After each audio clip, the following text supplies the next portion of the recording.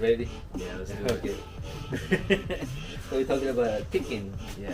I got some questions why am I doing ticking was different than the J-Rock doing it? Yeah.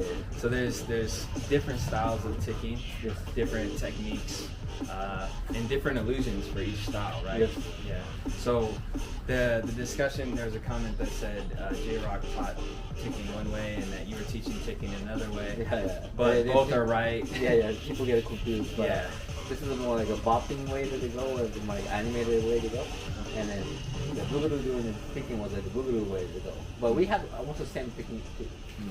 So the boogaloo was doing it like they hit it like this. Actually, but the tick was actually the beginning, and then quick motion to this. So that this to help it to do this.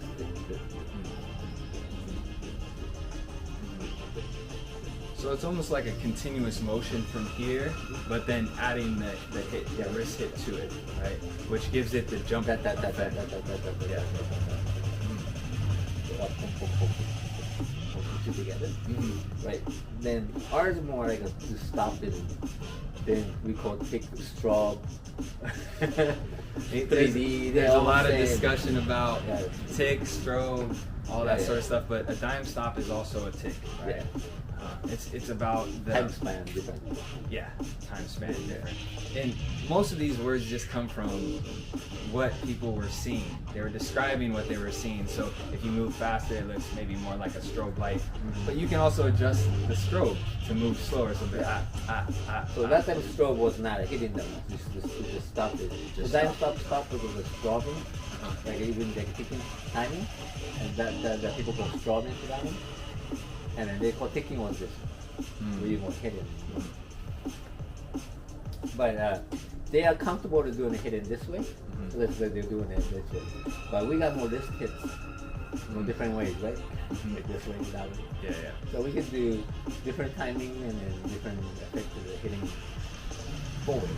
Okay. So with this one, that. But we're speaking to this too, the up. Or you're going up and down.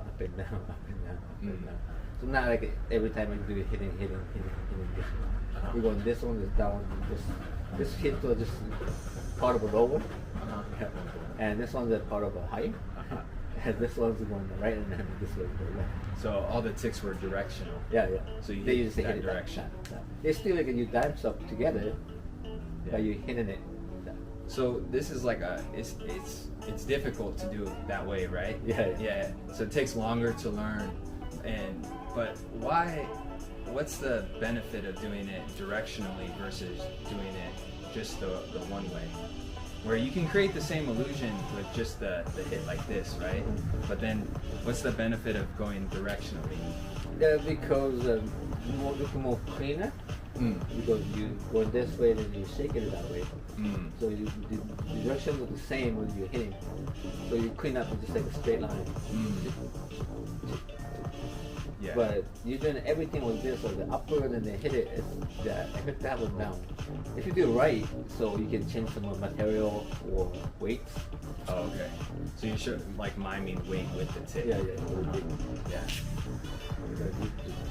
Maybe like a little smaller, but it's still in it.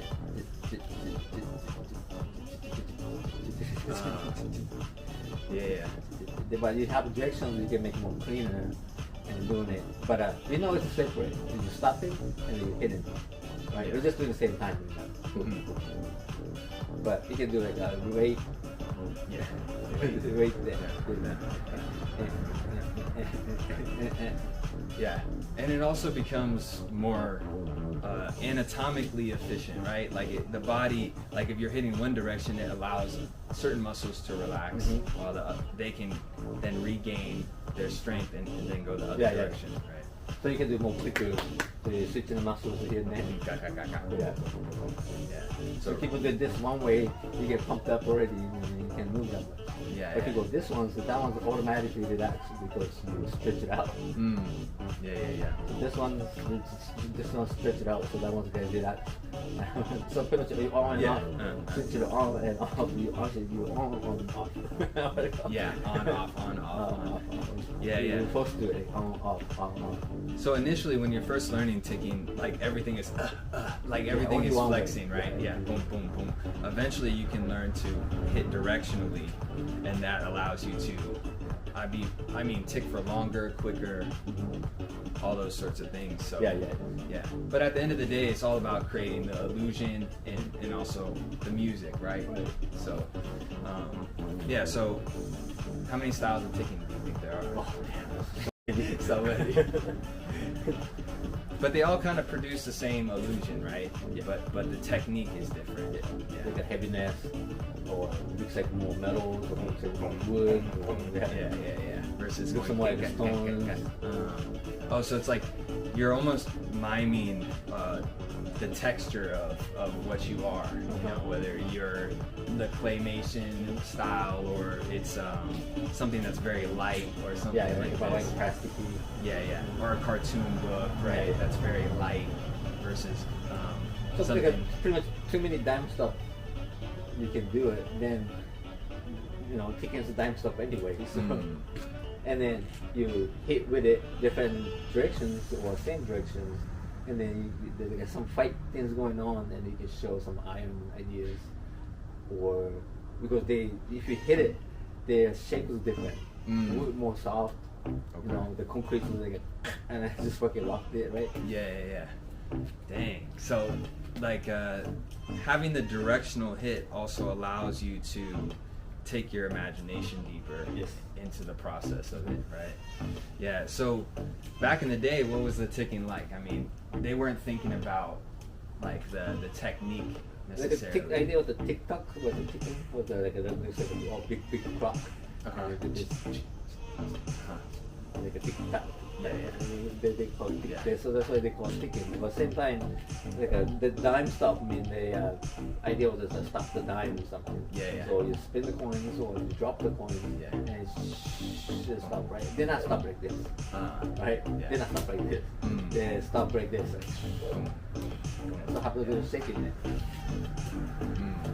So, I mean, what would you recommend for people that are just starting out? To me, you gotta be stopped right. Stop right. Yeah. The dime stop was to stop first, and then learn different speed quicker. The in between is between it, quicker, and then how you can move faster in between area. Stop a little longer, or to stop a little longer, you can time to hitting with.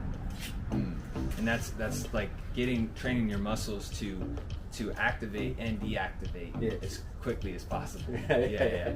So when you're first starting out, like I remember, I mean, it wasn't that long ago, but this like ticking, it just felt like I couldn't relax quick enough, to make that next quick movement, So then you always say like start with the hands first, right? Because the hands can always learn how to tick. Yeah, the hands is the smartest part of your body. So. Yeah, it's how you interact with the world, So this is kind of like as soon as you can kind of get your hand to do it, you can start to teach different parts of your body to activate in similar fashion to this. So that's really good. Yeah, just a little discussion on ticks. The J-Rock's doing right. Yeah. For booger ways, but he learned as a bopping way too. Yeah. He knows all the ways too, but it's also like in a 30-minute lesson, you can only do so much. Then he's teaching the boogaloo base, so the boogaloo part of the ticking. Yeah, shout out to J-Rock, man. He got mad knowledge too. So, so ticking. There's many styles, many foundations, different techniques, and then the same name. That's the problem, but hey. Same name. Yeah, same. I feel like we got to figure that out. But only important that can you do it or not do it. Yeah. What are you trying to create, and can you do what you're trying to create? That's it. Yeah. Yeah. All right.